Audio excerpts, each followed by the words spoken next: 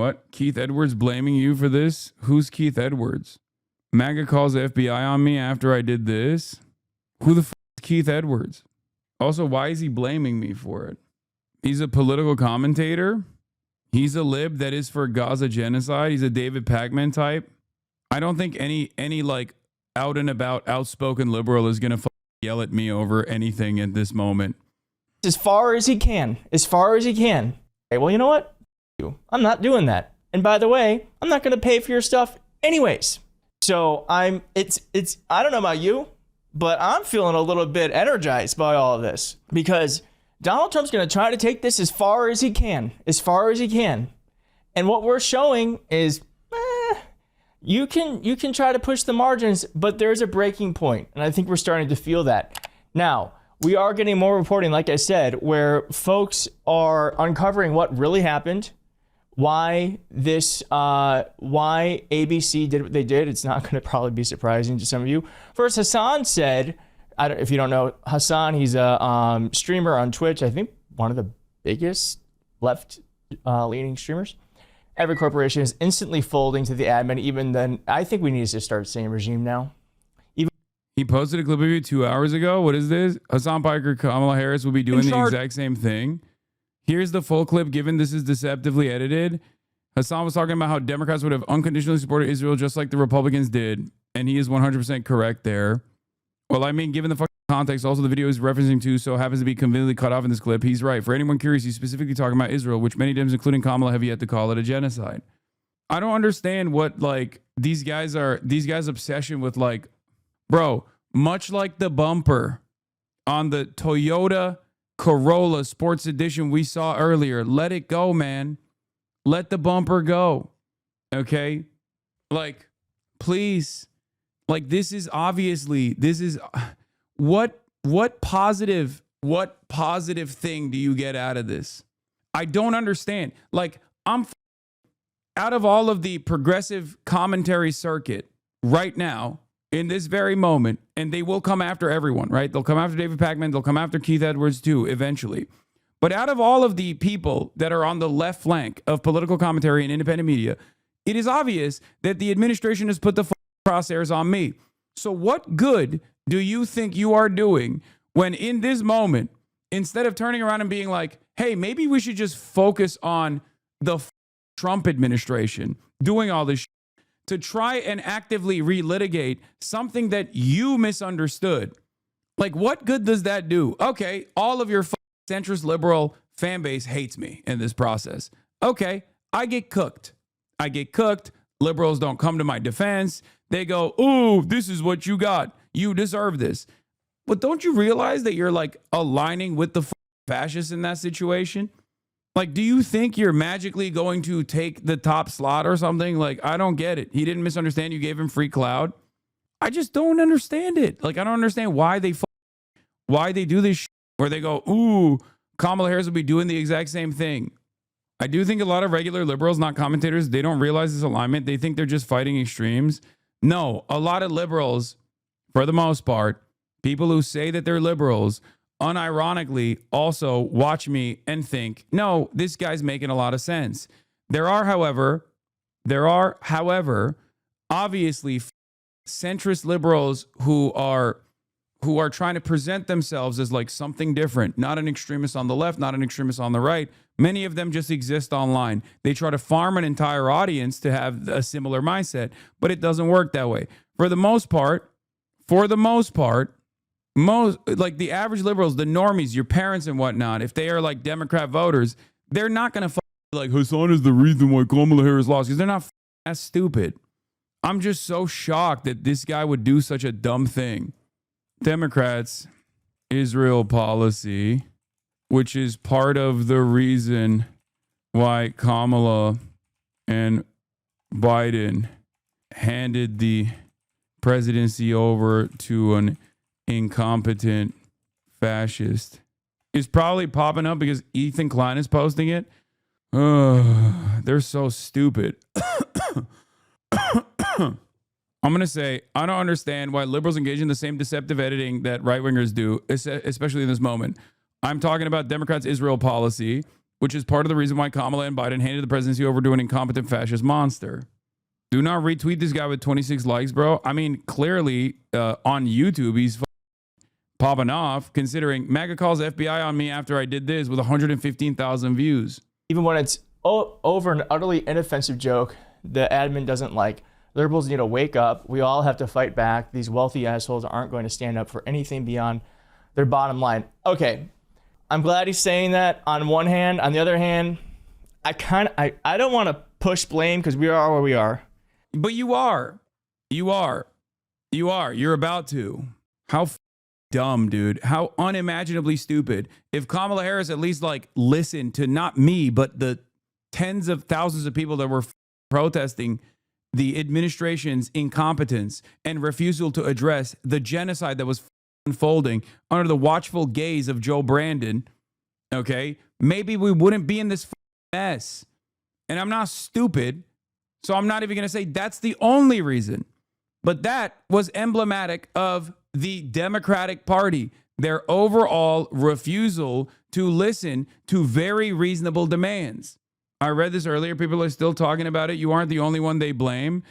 I mean this in agreement with you, but you got to let this go, man. I think the liberal echo chamber really overdid what small minority of Twitter leftists actually believe Kamala and Trump are the same, and that margin is not what lost the election. My 2 cents.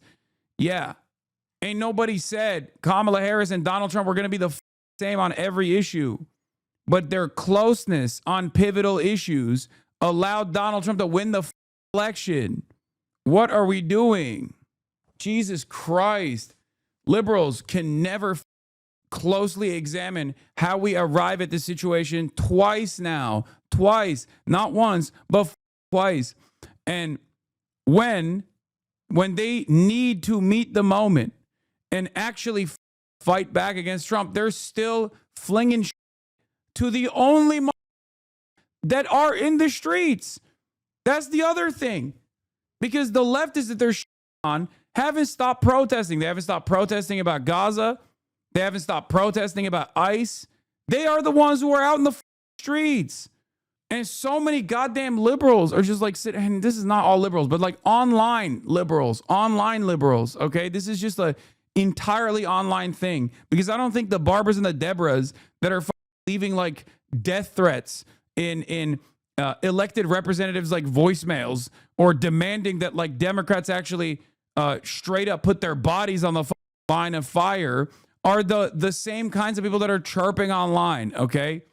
I think liberal voters, Democrat Party voters, like straight ticket blue Democrats, are way more angry than the dumb centrists that present themselves as centrists online. Now, that guy that we just looked at, I didn't think they were one of them.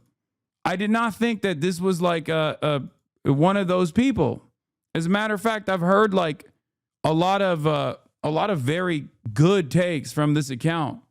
He deleted the tweet, by the way. Oh, he did. Well, he didn't delete his video. But it's kind of folks like Hasan who wouldn't push for the hit push. And I know he's not gonna delete the video because it got 100,000 views in 2 hours. How is this productive, man? They're gonna arrest you next. What are you doing? What are you doing? I don't even know who you are. I've never actually yelled at you. I don't know who the you are. I don't know what the you think. I don't know what you think you're doing. I don't know why you think this is a productive angle of attack here. God damn, dude. If you actually are serious about combating Donald Trump and growing fascism in this country, wake the up. Demand that the goddamn Democratic Party do something. Kamala Harris's new book hits the reader on the head with a central argument about why she lost the presidential race to Donald Trump. I didn't have enough time. Opposite of the truth-based public polling, her peak was in August and September, and her image deteriorated over time despite a massive fundraising advantage. People were wary about her connections to Biden and where she stood on the issues, and she never properly addressed their concern. Ergo, she lost at the same time that down-ballot Democrats did not. From the admin, pulled off a near complete sweep in swing states. That's the story. Democrats won down-ballot statewide races in enough swing states to have won the Electoral College despite getting swept in Pennsylvania. The winning coalition was there. Harris just didn't do what was needed to assemble it because she insisted on campaigning on vibes. And it wasn't just vibes either. It was bad vibes. Sorry, I thought it was from today. That's crazy. Why would I say that from today? Why would I say that right now? We're going to end up in the same jail cell, man. Jesus Christ. Kamala Harris lost because her policies were ass. She did not meet the moment. She didn't even recognize why she initially had tremendous popularity. The voters were looking for an alternative. They were excited. They were excited about who she might be. Okay? But then she showed everybody that she was just Joe Brandon, but younger. She said it herself. Yeah. The polls narrowed after Harris switched her message from change to Biden 2.0 continuity. She said no daylight between me and Biden. She refused to address Gaza. She refused to pivot away and take on a more empathetic tone about migrants. When Donald Trump was running around, and his campaign was running around and straight up saying Haitians are eating cats and dogs. They were greatly escalating. But also he messed with the votes. Stop. Her appearance on The View was a flashpoint. It wasn't just a leftist baking her.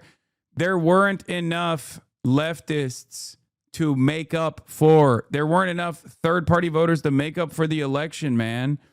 If you combined all of the third-party votes and handed them to Kamala Harris, which, again, is not even a appropriate metric because you are supposed to earn those votes. You're not supposed to get those votes, okay? You are not entitled to those votes. It's a democracy. What are we talking about? But even in that false construct, she still would have lost. God forbid we examine why.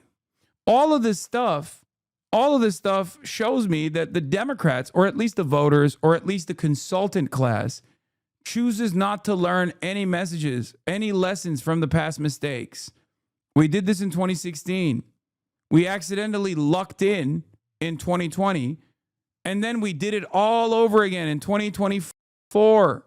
For me, one of the most instructive moments, there was a couple moments that I always go back to in the election that you guys remember, right? That you were here, you probably saw it. You saw how my attitude changed. DNC final night, refusal to have a single Palestinian speak at the DNC, basically saying they're cut out. They're cut out from the equation. And then the cherry on top was the lethal military. I'm going to have the most lethal military. I was like, you're a Democrat. What are you saying? Not even me getting kicked out. That doesn't matter. That's irrelevant. Okay. The fact that I was there was already shocking enough. But another incredibly revealing moment for me was when they pumped, and I know Central Committee knows exactly what I'm talking about, when they pumped $30 million into television ads in the state of Pennsylvania. Okay? They put $30 million in TV ads into Pennsylvania. And it actually didn't move the needle in the direction of Kamala Harris at all. It actually hurt her chances in Pennsylvania. That was a clear-cut indication that the message was bad. Because when you put a bad message in front of as many eyeballs as possible, and they say, this is not for me, you're going to get smoked. You're going to get fucking smoked. It's not just about Gaza, even though Gaza played a formative role in this. The genocide played a formative role in this. But it's the inability to read the room, or the refusal, rather, to read the room that is emblematic of all the issues that are at the heart of the Democratic Party's incompetence. There were so many incredible failures. Teaming up with Liz Cheney and parading her around. Sending Richie Torres to Michigan. Sending Bill Clinton to Michigan to say Judea and Samaria. It is mind-boggling. Specifically the moment the poll shot up when she picked up Waltz because we felt like he was a departure, and her lead shrank every day after the DNC was the final nail in the coffin. Yeah, I saw it with my own two eyes, man. When I was there, I saw it. There was an environment. There was this like celebration taking place. Like they were going to 100% win the race. And it blew my mind. I was like, this is not over at all. What are we doing here? God damn it, dude. And I can't believe that liberals still try to relitigate this stuff to be like, you did this. I think it's crazy. I think it's crazy, and it's a disservice to your audience. And inevitably, it's a disservice to yourself because unless you're going to become a loyal fascist soldier, you're okay. Like I said earlier, it's a binary. You're either a fascist or you're an anti-fascist. There is no in between. There is no centrism in this regard. So make up your mind. I mean, they're liberals. I know, but my goal is to try to shake them out of this stupor, okay? So they no longer are assuming a centrist stance. It's very frustrating to see.